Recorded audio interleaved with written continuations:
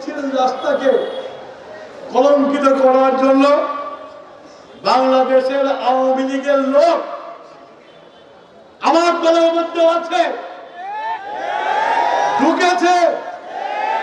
বাংলাদেশের আওয়ামী লীগের লোক সারা দেশে ছড়িয়ে গেছে। বাংলাদেশের মানুষের টাকা লুট করার টাকা এখন আমাদের এই মুক্ত অবস্থাকে আবার আবদ্ধ করার জন্য হাসিনা বিদেশে বসে ষড়যন্ত্র করছে। তাহলে আমাদের কি করতে হবে? আমাদের সজাগ থাকতে হবে। আজকে আওয়ামী লীগ চলে গেছে, কিন্তু আওয়ামী লীগ কিন্তু ষড়যন্ত্র করছে।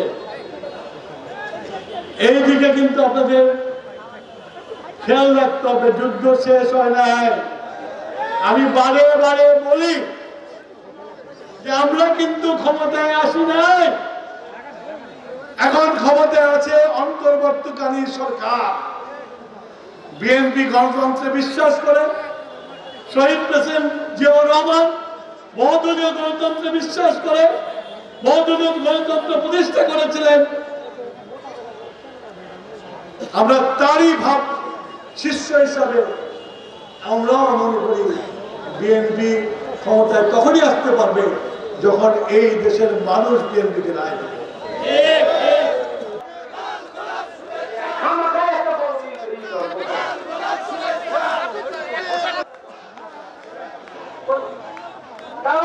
সবার একটি বিশাল মিছিল আমাদের মাঝে এসে উপস্থিত হয়েছে।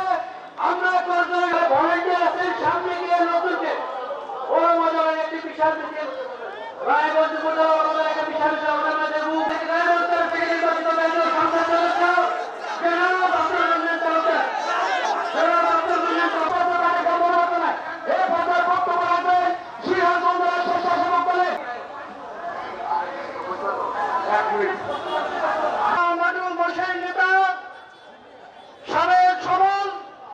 আসসালামু আলাইকুম। আপনারা সবাই ভালো আছেন? উনি কিন্তু পরিষ্কার বলছে কোনো মিছিল দিয়ে না, সবাই সংক্ষিপ্ত আলোচনা এখানেই শেষ করছে। বাংলাদেশ জিন্দাবাদ। সকল কর্তৃক আয়োজিত আজকের এই জনসভার প্রধান এখন সাবেক মন্ত্রী জনাব ইকবাল হাসান মাহমুদ টুকুভাষিত জাতীয় সংসদ সদস্য। আজকের প্রধান অতিথি আমাদের উত্তরবঙ্গের প্রাণ পুরুষ। আমরা দেখতে পাচ্ছি টুকু ভাইয়ের গাড়িবহর রাস্তা ক্লিয়ার করেন। সামনে আপনারা বসে পড়ুন। সামনে একটি বিশাল মিছিল আমাদের মাঝে এসে উপস্থিত হয়েছে।